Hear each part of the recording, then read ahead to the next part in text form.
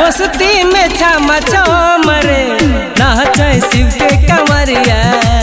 मस्ती में छम छम रे नाचे शिव के कंवरिया।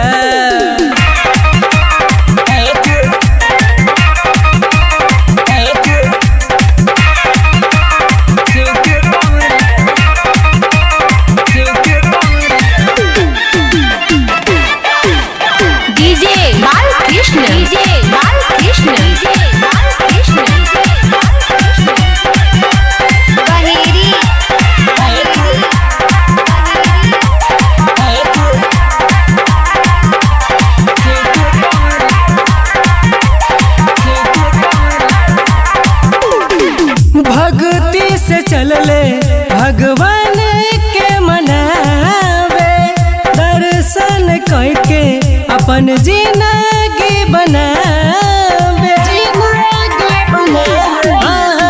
भक्ति से चलले भगवान के मनावे, दर्शन करके अपन जिंदगी बनावे।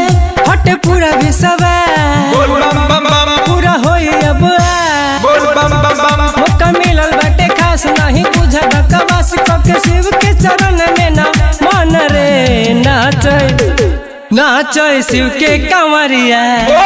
मस्ती में छम छम रे नाचे शिव के कंवरिया।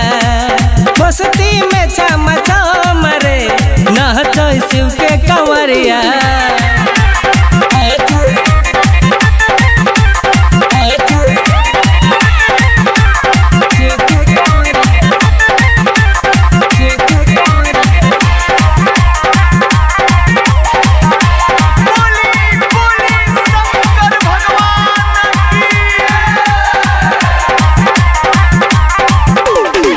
भोला के शरण में जुटल सारा जमाना, बेकी तरुण संगे मनोज दीवाना।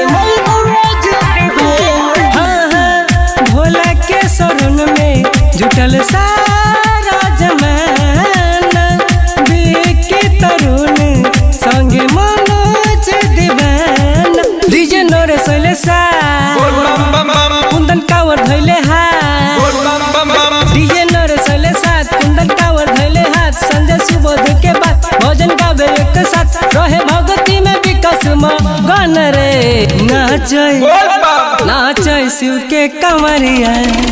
मस्ती में छम छम रे नाचे शिव के कंवरिया।